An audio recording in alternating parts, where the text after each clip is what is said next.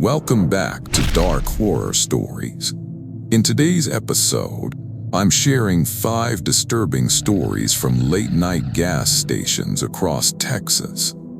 These are tales of people who stopped for fuel in the wrong place at the wrong time and encountered something that still haunts them. Make sure to hit that like and subscribe button and let me know where you're watching from in the comments. Story 1. The stretch of Highway 83 between Uvalde and Carrizo Springs has maybe 3 or 4 gas stations spread across 70 miles of mesquite scrub and limestone outcrops. I was driving back from my sister's wedding in San Antonio, running later than I'd planned because the reception went long, and I'd stayed to help break down the centerpieces. It was somewhere around 2 in the morning when my fuel light came on, that little orange glow that always feels more urgent when you're alone on a dark highway. I'd passed the last major town about 40 minutes back. My phone showed 1 bar of service, then none, then 1 again. The radio had faded to static somewhere around mile marker 48. I wasn't worried exactly, but I was definitely paying attention to that fuel gauge in a way I hadn't been an hour earlier. My aunt had made some comment at the wedding about me driving home alone so late, and I'd brushed it off because I was 29 years old and had made this drive a dozen times. But now, with the headlights cutting through absolute darkness and nothing but brush on either side, I understood what she'd meant. The gas station appeared like a small miracle. Just a single building with 2 pumps out front, the kind of place that probably did most of its business selling beer to ranch hands during daylight hours.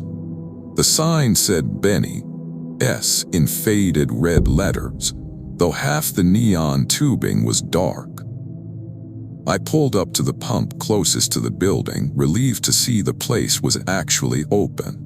There was a light on inside, though I couldn't see anyone through the windows. I swiped my card and started pumping.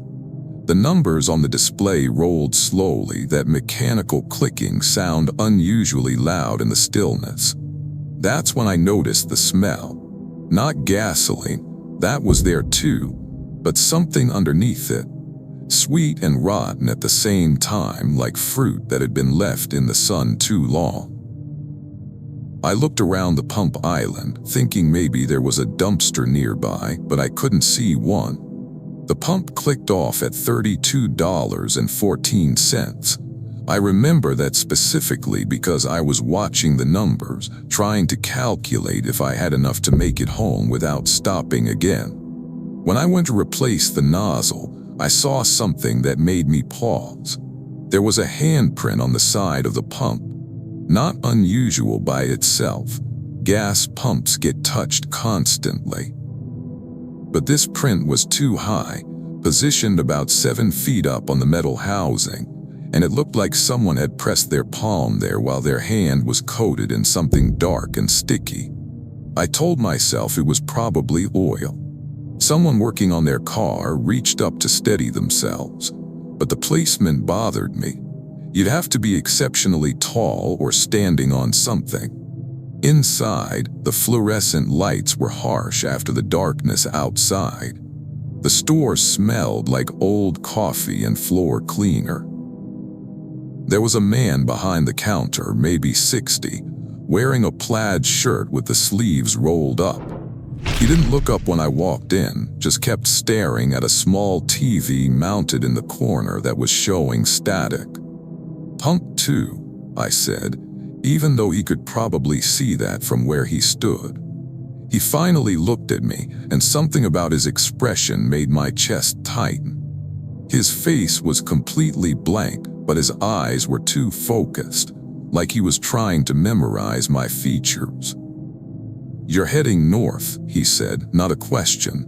"Yeah, toward Del Rio.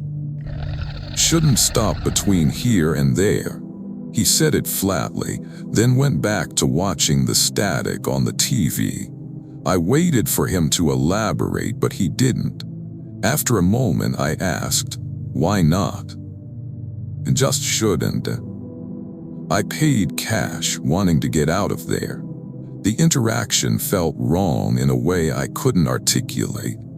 As I turned to leave, he spoke again. "If you see someone on the side of the road, don't stop. Doesn't matter what they look like. Doesn't matter if they seem hurt." "Okay," I said, though I wasn't sure I meant it. The whole conversation had taken on a strange weight, like he was giving me instructions for a test I hadn't studied for. I got back in my car and pulled onto the highway, checking my rearview mirror repeatedly as the gas station's lights faded behind me. The man's words kept circling in my mind. Don't stop. What did that even mean? People broke down out here. You couldn't just leave someone stranded. About 15 minutes later, I saw the figure. They were standing maybe 50 feet off the right shoulder, far enough back that my headlights barely reached them. Just a dark silhouette against the scrub brush. I wouldn't have noticed at all except they were moving, swaying slightly like they were drunk or injured. I slowed down instinctively, my hand moving toward the hazard lights. Then I remembered what the man at the gas station had said. I don't know why, but that memory stopped me cold. I kept my speed steady and watched in the rearview mirror as the figure receded into darkness. Part of me felt guilty. What if someone actually needed help? But another part, the part that had felt that wrongness at the gas station, was relieved. That's when I noticed the smell again. That same sweet-rotten odor from the gas pump, now filling my car despite the windows being closed.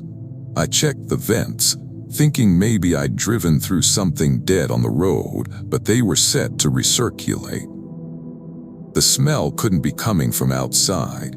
My rearview mirror showed empty highway behind me, but then in the far distance I saw movement. Someone walking. No, not walking, moving too fast for walking, but with a strange, loping quality that didn't look like running either. They were in the middle of the road, following my taillights. I pressed the accelerator. The speedometer climbed to 70, then 80. The desert brush blurred past my windows. When I checked the mirror again, the figure was closer. Not possible. I was doing 85 on a straight highway, and whatever that was behind me was gaining ground. The smell intensified until I could taste it at the back of my throat. I cranked down the windows, desperate for fresh air, and that's when I heard it. A voice calling my name. My full name, Rebecca Charlotte Winters, drawn out in a sing-song way that made my hands shake on the steering wheel. I looked in the mirror again. The figure was close enough now that my taillights illuminated it. I wish they hadn't. It was shaped like a person, but the proportions were wrong. The arms hung too low, swinging as it ran with a rhythm that didn't match its leg movements. And its head, the head tilted at an angle that no neck should allow, cocked almost perpendicular to its shoulders. Rebecca Charlotte Winters, it sang again, and I realized with mounting horror that the voice was coming from inside my car, from the back seat, even though I could see in the mirror that nothing was there. I floored the accelerator. 90, 95. My little sedan wasn't built for this kind of speed, and it shuddered with the strain. The figure behind me kept pace for another minute, the longest minute of my life, and then suddenly fell back, shrinking in the mirror until it was just a dark spot on the road, then nothing. I didn't slow down until I saw the lights of Del Rio 40 minutes later. I pulled into the first gas station I found, a brightly lit shell with a dozen cars parked around it. and sat in my car shaking for 20 minutes before I could make myself move. The next morning, I found something in my back seat, a handprint on the window pressed against the glass from the inside, the same dark, sticky substance from the pump. I tried to tell myself I'd touched the window at some point, that it was my own print, but the hand was too large, the fingers too long. I had the car detailed the next day, told them to clean everything twice if they needed to. But sometimes late at night when I'm driving alone, I catch that smell again. Just a hint of it, sweet and rotten, coming from the vents. And I find myself checking the rearview mirror, looking for something loping down the center line, calling my name in the dark. A story 2. My uncle inherited a property out near Fort Stockton when my grandfather died. 300 acres of dust and disappointment, as my dad used to say. There wasn't much on it. An old stock tank that had been dry for decades, some collapsed fencing, and a gas station that hadn't operated since the 1970s. The station sat right where the property line met Farm Road 1776, a two-pump setup with a small attached convenience store and a garage bay that had been sealed with cinder blocks. Uncle Marcus never did anything with the place, paid the property taxes every year and forgot about it otherwise. When he passed in 2018, it came to me and my brother Tommy. We drove out to look at it on a Saturday in October, thinking maybe we could sell it or at least determine if it was worth keeping. The gas station was in worse shape than I'd expected. The roof had partially caved in on the store side, and the pumps were so rusted they looked like archaeological artifacts. Everything was the washed-out tan color of West Texas dirt. Tommy poked around the exterior while I tried the door to the garage bay. It was locked, but the wood frame was so rotted I could see gaps around the edges. "You smell that?" Tommy asked. He'd been checking out the old propane cage behind the building. I did, something chemical and sharp cutting through the dust. "Old fuel tanks," I said. "They're probably leaking underground." "Maybe." He didn't sound convinced. We spent an hour documenting everything with my phone camera for the real estate agent. The place was definitely a teardown, but the land itself might have value for grazing or hunting leases. As we were getting ready to leave, Tommy noticed something attached to one of the pump islands. A small wooden box about the size of a shoebox, wired to the base of the pump with coat hangers. "That's new," he said. "That wasn't there earlier." He was right. I'd photographed that exact pump 30 minutes ago and the box hadn't been there. We'd been the only people around for miles. The road hadn't seen a single car the entire time we'd been there. Tommy reached for it, but I grabbed his arm. "Don't." "Why not?" I couldn't explain why. Just a feeling like touching the box would be crossing a line we couldn't uncross. "Let's just go." We got in Tommy's truck, but before he could start the engine, I saw movement in my side mirror. The door to the garage bay, the one I'd tried earlier, the one that had been locked, was open. Just slightly, maybe 6 inches. Dark inside except for a thin vertical strip of light that didn't make sense because there were no windows in that building. "Tommy," I said, but he'd already seen it. We sat there staring at that partially open door for maybe 30 seconds. Neither of us said anything. Then we both jumped when we heard the voice. "Help me." It came from the garage bay, a woman's voice, weak and strained. "Please, someone help me." Tommy's hand was on the door handle before I could stop him. "Wait," I said. "Something's wrong. Someone needs help." "Listen to it," I insisted. "Actually listen." He stopped. In the silence, the voice came again. "Please, someone help me." Exactly the same inflection, the same words, like a recording on a loop. "Help me, please, someone help me." Over and over, never varying, never getting louder or softer. Just that same phrase repeating every 7 or 8 seconds from the darkness beyond the partially open door. "We need to leave," I said.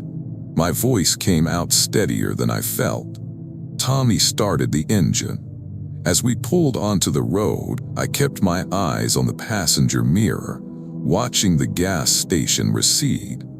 The door to the garage bay swung wider, and something pale emerged into the sunlight. It looked human-shaped from a distance, but it moved wrong, jerky, and stuttered, like a film with half the frames missing. One moment it was at the door, the next it was 20 feet closer to the road, then closer still, but I never saw it actually move between those positions. "Drive faster," I said. Tommy didn't argue. The speedometer climbed and the gas station disappeared behind a rise in the road. We didn't talk for the next 20 miles, and when we finally did, neither of us mentioned what we'd seen. We hired a demolition company to clear the property the following month. Told them to knock everything down and haul it away. I never asked what they found when they took down that garage bay wall. Didn't want to know. But about 2 weeks after the demolition was finished, I got a call from the company foreman. He sounded rattled, spoke too fast.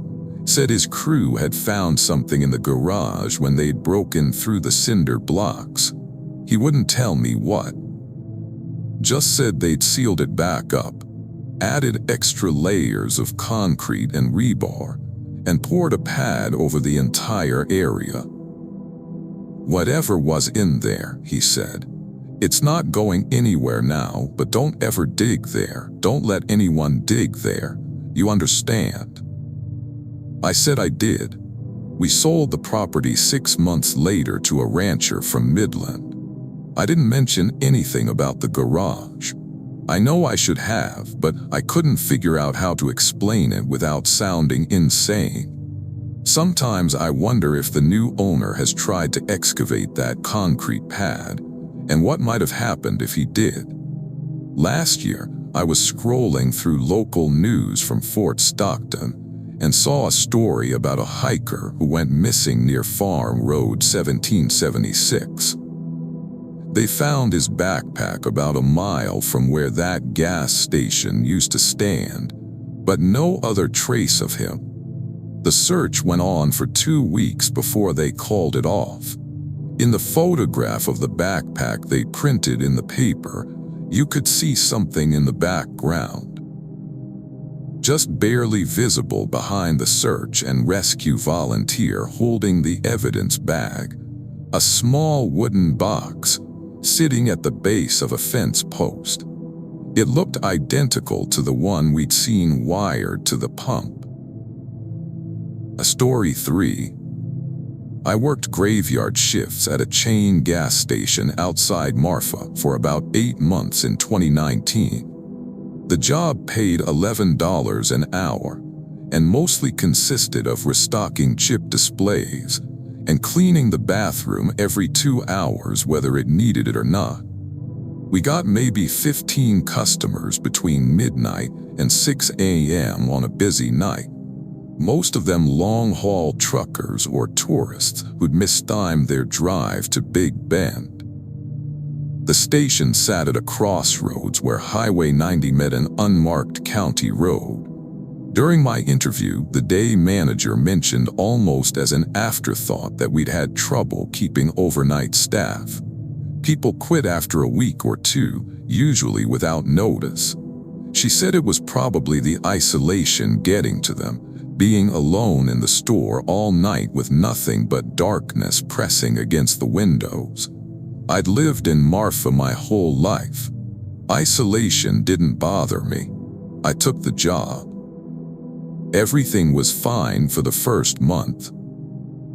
I developed a routine. Stock shelves from midnight to 2, deep clean the coffee station, inventory the walk-in cooler, then spend the remaining hours reading or watching videos on my phone. The quiet felt peaceful rather than oppressive. Sometimes I'd go outside during slow periods and look at the stars, which were spectacular that far from any major light pollution.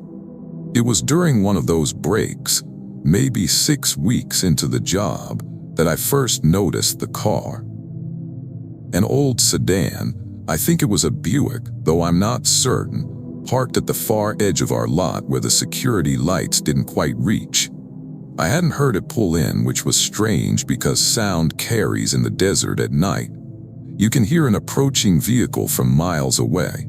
I walked back inside and checked the timestamp on the security monitor. The car had appeared on camera at 2:47 a.m. One frame it wasn't there, the next frame it was, parked in that same distant spot. No footage of it driving in. No headlights approaching, just suddenly present. I tried to tell myself there was a glitch in the recording, maybe a few seconds of dropped footage, but I kept glancing at the windows looking for that car in the darkness. The angle from inside the store meant I couldn't quite see where it was parked. I'd have to go outside to check. I didn't go outside. Around 3:30 a.m. while I was refilling the nacho cheese dispenser, a job that always took longer than it should because the machine fought you at every step, I heard the door chime. I looked up expecting to see a customer, but the store was empty. The front door was still closed. "Hello," I called out. My voice sounded too loud in the fluorescent silence. No response. I walked to the front, checking each aisle, but found nothing. The door chime was motion-activated, tied to a sensor above the entrance. It only rang when someone actually crossed the threshold. I tested it, walking in and out several times, and it worked perfectly. I was restocking the cigarettes behind the counter, one of the few tasks that required me to turn my back to the store, when I heard footsteps. Not the squeaking of sneakers on linoleum or the heavy tread of boots. Something lighter, almost padding sounds like bare feet on the tile. I turned around fast enough to make myself dizzy. Still no one there. But the smell hit me then, sudden and overwhelming. Wet dog mixed with gasoline and something else, something organic and raw. It made my eyes water. The footstep sounds moved down aisle 3, the one with motor oil and antifreeze. I could track the progression by listening, pad, pad, pad, steady and unhurried. They reached the end of the aisle, then stopped. Complete silence. I grabbed my phone, ready to call 911, though I had no idea what I'd tell them. There's something invisible in my store. I can smell it and hear it, but can't see it. They'd think I was high or having a breakdown. The smell faded gradually, and after 10 minutes of standing frozen behind the counter, I convinced myself to check the aisle. Nothing there. No footprints, no disturbance of any kind. The bottles of antifreeze sat in their neat rows, totally undisturbed. I looked at the security monitor and saw the car was still parked in the far corner of the lot. I zoomed in as much as the cheap camera would allow, but the image was too grainy and dark to see details. Just the vague shape of a vehicle. At 4:15 a.m., I checked the timestamp later, trying to piece together the sequence. I was counting the register down for my mid-shift cash drop when the lights went out. All of them at once, including the coolers and the security system. The sudden darkness was so complete it felt physical, like something pressing against my face. I stood perfectly still, waiting for my eyes to adjust. The backup generator should have kicked in after 15 seconds. Company policy required stores to maintain power at all times for food safety reasons, but nothing happened. The darkness remained total. Then I heard breathing. Not my own. I was holding my breath without realizing it. This was deeper, slower, coming from somewhere in the direction of the front door. Each exhale sounded wet, like air passing through fluid. My phone was in my pocket. I fumbled for it, nearly dropped it, and managed to activate the flashlight. The beam cut through the darkness and illuminated the front of the store. Something was standing pressed against the front door, just on the other side of the glass. I only saw it for maybe 2 seconds before my hand spasmed and the phone clattered to the floor, extinguishing the light. But those 2 seconds burned into my memory with perfect clarity. It was tall, had to be 7 feet at least, because the top of its head nearly reached the top of the door frame. Pale skin stretched over a frame that seemed to be nothing but angles and joints, too many of them, bending in places where people don't bend. And its hands pressed flat against the glass, fingers spread wide. Each finger had to be 10 or 11 inches long, ending in nails that were thick and yellow like old ivory. I dropped to my hands and knees, searching for my phone in the darkness. My fingers closed around it just as the lights came back on. The fluorescent tubes flickered twice, then held steady, flooding the store with harsh white light. The front door was empty, nothing there. I ran to it anyway and locked the deadbolt, something we weren't supposed to do during business hours, but I didn't care. My hand shook so badly it took 3 tries.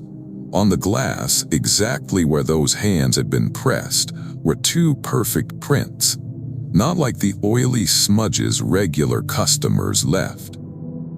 These were etched into the surface, like the glass had been acid-treated or sand-blasted. When I touched one, the texture was rough, permanently altered. I called my manager at 4:47 a.m. and quit over the phone. Told her there was a family emergency and I couldn't work there anymore. She didn't argue. I was the 4th person to quit overnight in 6 months. She just sighed and said she'd mail my final check. Before I left, I pulled up the security footage from the parking lot and scrubbed through the recording. The car stayed parked in that distant corner until exactly 4:47 a.m., the same moment I called my manager. Then, like when it had arrived, it simply disappeared. One frame present, the next frame gone. I moved to Austin the following month.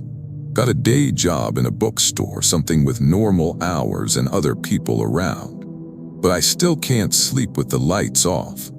Every time I close my eyes, I see those hands pressed against the glass, fingers too long, joints bending wrong. And I wonder what would have happened if I hadn't locked that door. If I'd been standing closer when whatever that thing was decided to stop pressing and start pushing. Sometimes I search online for news from Marfa, checking if anyone else has reported strange things at that gas station. I've never found anything, but they keep having trouble keeping overnight staff. The turnover rate is apparently remarkable. Most people last less than a week.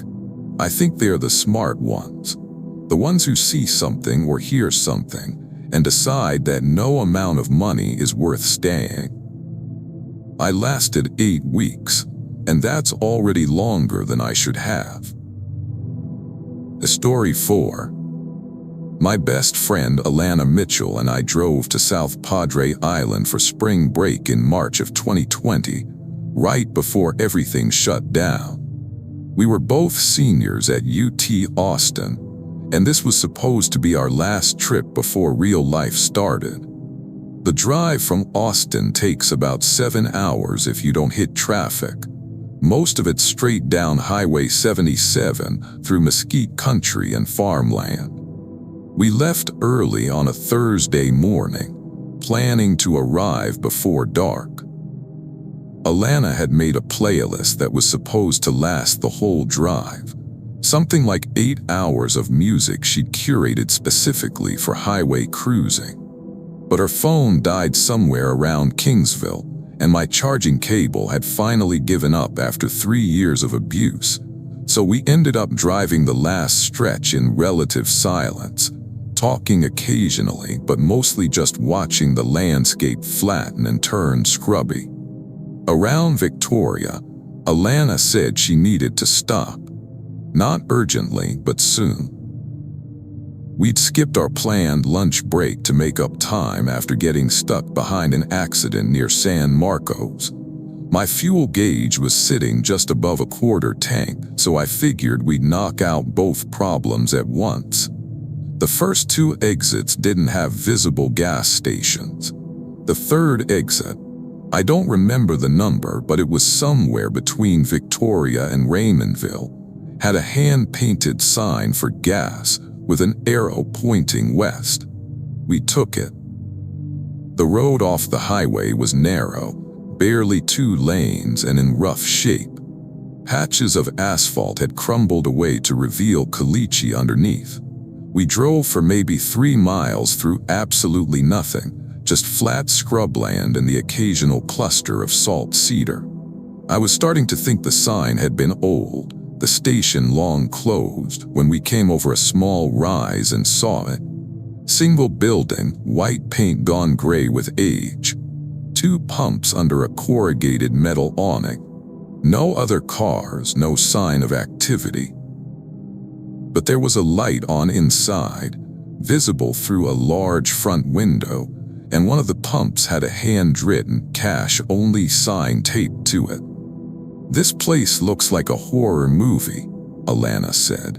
She wasn't wrong, but my fuel light had come on during the drive from the highway, and I wasn't sure we had enough gas to make it back to 77 and find something else.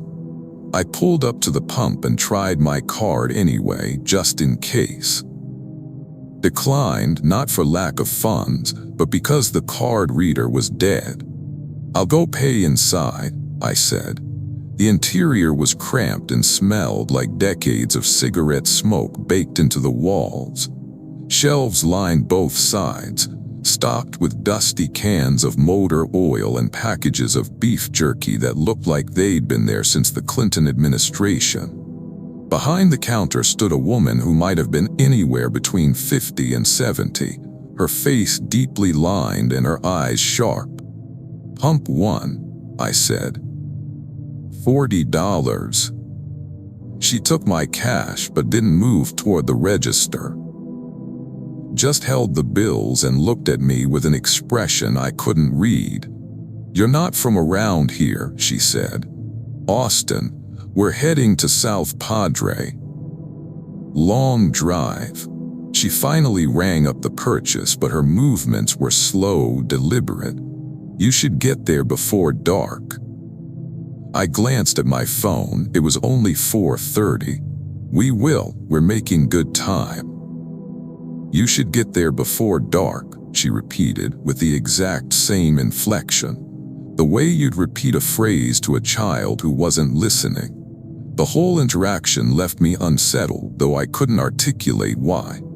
I went back outside where Alana was leaning against the car, scrolling through her dead phone like muscle memory hadn't caught up with reality.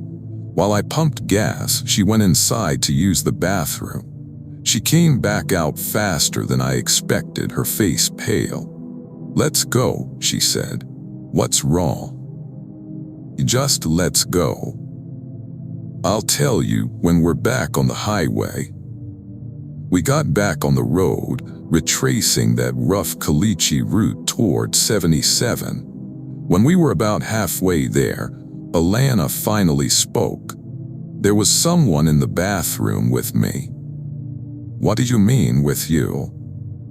In the stall. The bathroom only had 2 stalls and one was closed. I went in the open one, and while I was in there I heard the other door open, but no one came out. I waited, and finally I bent down to look under the partition, and she stopped, swallowing hard. There was someone standing in there. I could see their feet, but they were facing the wrong way, facing the wall, and they weren't moving at all. Just standing there completely still, facing the back wall of the stall. Maybe they were sick or... I got out of there and looked back through the window. The bathroom door never opened. No one came out. But when I checked before we left, both stalls were empty. We drove in silence for a while. The sun was getting lower, painting the scrubland orange and pink. Beautiful, except something about the light felt wrong. Too intense, too red. We made it back to Highway 77 and turned south. I kept checking the rearview mirror, though I wasn't sure what I was looking for. Behind us, the service road we'd used was just a thin line disappearing into the brush. About 10 minutes later, Alana suddenly grabbed my arm. That's the exit we took. What? That exit? We just passed it. That's the one we took to that gas station. No, we came from back that way. That was at least 5 miles ago. I'm telling you, that was it. Look, there's the sign. She was right. I saw it in my side mirror as we passed. The same hand-painted gas sign with an arrow pointing west. But that didn't make sense. We'd driven at least 15 minutes on the highway since rejoining it. The exit should have been miles behind us. Maybe there are 2 exits with signs, I said, but I didn't believe it. We drove for another 5 minutes in tense silence. Then we passed it again. The same exit, the same sign. This time I was watching for it, and there was no mistaking it. The arrow had the same distinctive paint drip, like whoever made it had been sloppy with the brushwork. Pull over, Alana said. Her voice had gone high and thin. I'm not pulling over. Something's wrong. We keep passing the same exit. We're going in circles. We're on a straight highway. You can't go in circles on a straight highway. But even as I said it, I realized she was right. The sun should have been setting on our right, sinking toward the western horizon. Instead, it was directly ahead of us, hovering just above the road. We were driving west. We'd been driving south, and somehow, without turning, without any curve in the road, we were now heading west. That's when I saw the car behind us. An old sedan keeping pace about 100 yards back. I couldn't see the driver through the glare on the windshield, but something about the way it matched our speed, never getting closer or farther, made my stomach drop. How much gas do we have? Alana asked. I checked. The gauge showed a quarter tank, the same as before I'd filled up. I'd pumped $40 of gas, should have been at least 12 gallons, and the needle hadn't moved at all. The exit appeared again up ahead. That same sign, that same arrow. We have to turn around, Alana said. There was no median on this stretch, just a shallow ditch. I slowed down, checking for oncoming traffic, nothing in sight. I started to turn the wheel to make a U-turn when Alana screamed. The car behind us had suddenly closed the distance. It was right there, inches from our bumper, though I'd never seen it accelerate. And now, with the angle changed, I could see through the windshield. There was no one driving it. The steering wheel was turning on its own, keeping the car centered in the lane. The front seat was empty. So was the back. Just an empty car following us with perfect precision. I completed the U-turn, tires squealing, and floored it. The sedan matched our speed instantly, staying right on our bumper. In the rearview mirror, I could see the interior clearly now. Empty seats, empty cab, but the windows were fogging up, condensation spreading across the glass from the inside like something in there was breathing. Alana was crying, though she was trying to hide it. I focused on the road, watching for anything familiar. The sun was still in the wrong place, still that terrible red color that made everything look like it was coated in rust. Then we came over a rise and everything changed. The highway was suddenly full of cars, normal traffic, people heading south toward the coast. The sun snapped back to its correct position in the western sky, golden instead of red. I checked the rearview mirror and the sedan was gone. We pulled into the first gas station we found, a modern chain with bright lights and a subway attached. I checked the fuel gauge. It showed 3/4 full, exactly what it should show after adding gas to a quarter tank. We sat in the parking lot for 30 minutes, neither of us saying much. Finally, Alana asked if we should still go to South Padre. I told her I didn't know. We ended up turning around, driving back to Austin, and watching the news reports about the pandemic lockdowns beginning. I've tried to find that exit again on Google Maps, zooming in on every interchange between Victoria and Raymondville. Can't locate it. No service road that matches. No gas station marked. I even drove the route again last year in daylight with a friend riding along. We stopped at every exit. None of them matched. But sometimes when I'm driving at dusk, when the light turns that particular shade of red-orange, I'll see a hand-painted sign in my peripheral vision. Just for a second. An arrow pointing off the highway, directing me towards something I know I should never find again. And I keep driving, eyes forward until the feeling passes. Story 5. In the summer of 2017, I took a contract job with a surveying company that was mapping property lines for some new wind farm development in West Texas. The pay was excellent and the work wasn't complicated. Just long days in the heat, using GPS equipment to establish boundaries and marking everything for the legal descriptions. They put me up in a motel in Pecos, and I'd drive out to whatever section they'd assign me each morning. Most of the work sites were accessible from major roads, but occasionally they'd send me to parcels that required driving on unmarked ranch roads for 20 or 30 minutes. The kind of routes that existed solely because someone needed to check on cattle twice a year, barely more than tire tracks through the dust. On a Wednesday in late July, they assigned me to a parcel near the Pecos River, about 40 miles northwest of town. The directions were vague: turn at mile marker 73, follow the ranch road for 18 miles, look for the survey stakes from the previous crew.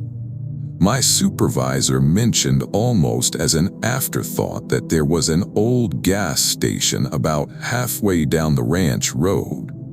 Closed decades ago, he said. Don't waste time stopping there. I loaded up my truck with equipment and water. You don't mess around with hydration when it's 105 degrees, and headed out. The ranch road was worse than I expected, rutted and washboarded, forcing me to drive at maybe 15 miles an hour to avoid destroying my suspension. Mesquite and prickly pear pressed in from both sides, and I didn't see any cattle or signs of active ranching. The gas station appeared after about 45 minutes of driving.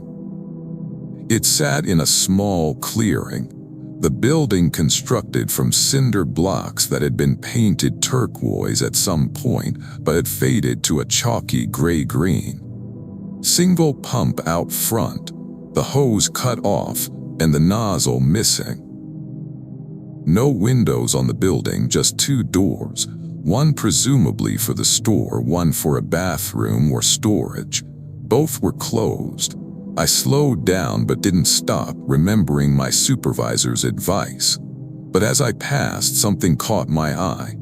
The door to the store was open, not all the way, just cracked a few inches. I was certain it had been closed a second earlier, but now it stood ajar, showing darkness beyond. I drove another mile before stopping.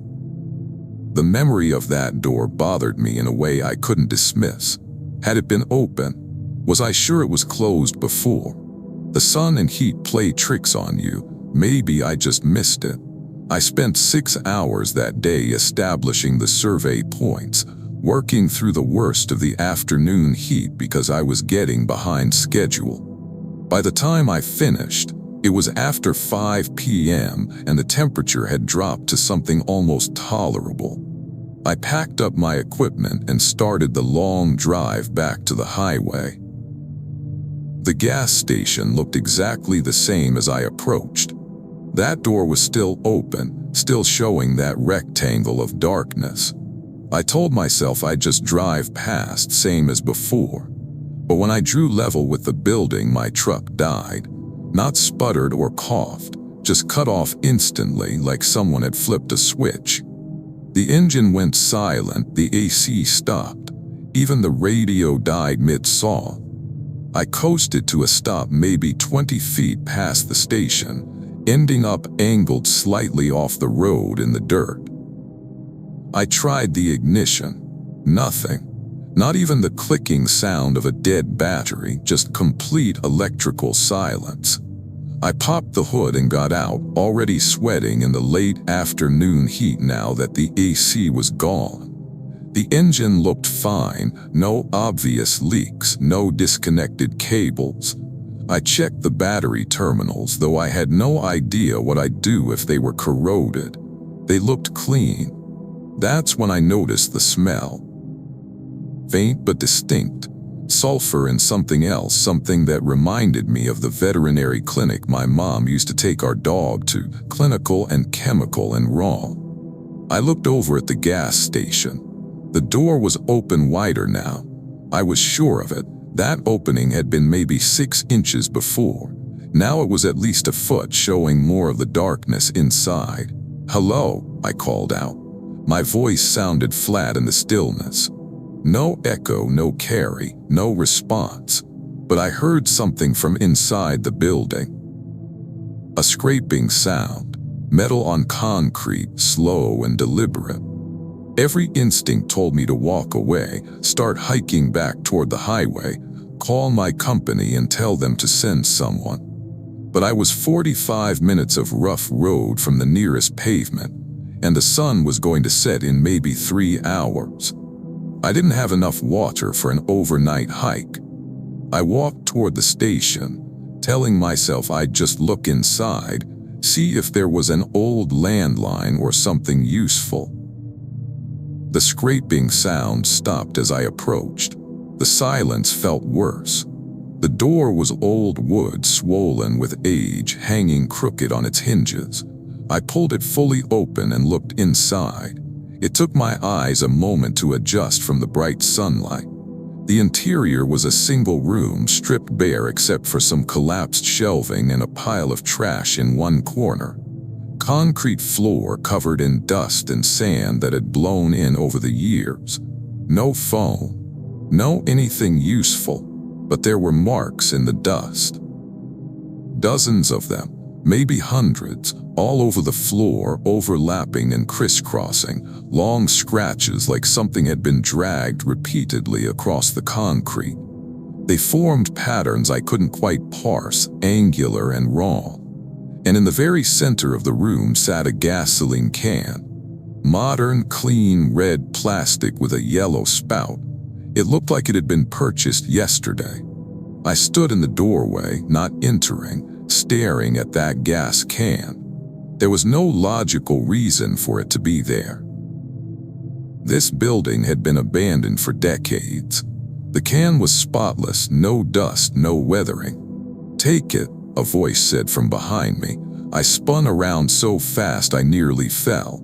There was no one there, just the empty clearing, my dead truck, the scrub brush pressing in on all sides.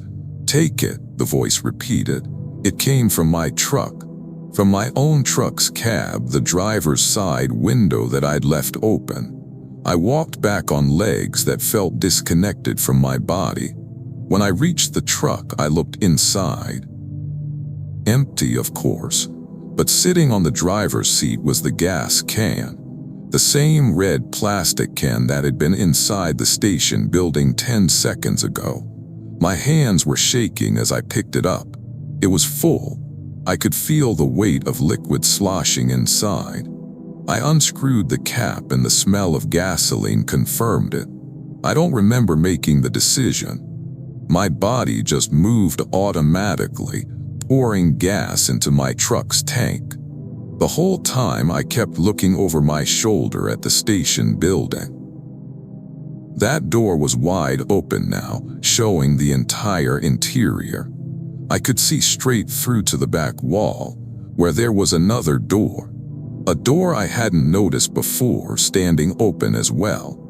Beyond it was darkness that seemed to have depth, like it led somewhere deeper than the building's exterior dimensions should allow. I finished pouring the gas and tried the ignition. The engine turned over immediately, catching on the first try. I dropped the gas can in the dirt, put the truck in gear, and drove away as fast as the rough road would allow. In my rearview mirror, I watched the station recede.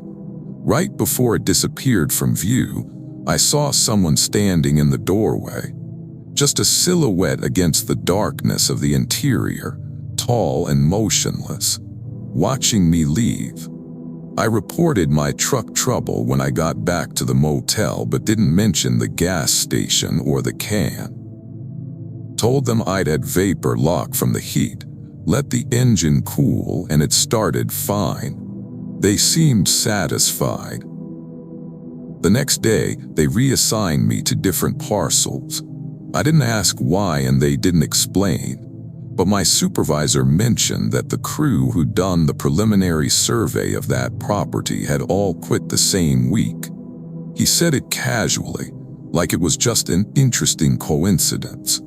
I finished my contract 3 weeks later and went back to Colorado where I'd been living. Haven't done surveying work since. The money was good, but I kept thinking about that door at the back of the building. The one that led deeper than it should have. The darkness beyond it that seemed hungry. Last month I was searching online for information about abandoned gas stations in West Texas, not sure what I was hoping to find, and came across a forum discussion about ghost towns and forgotten roads. Someone had posted a photograph of a turquoise cinder block building with a single pump out front. Found this place off a ranch road near Pecos, the post said. Tried to explore, but the whole area felt wrong.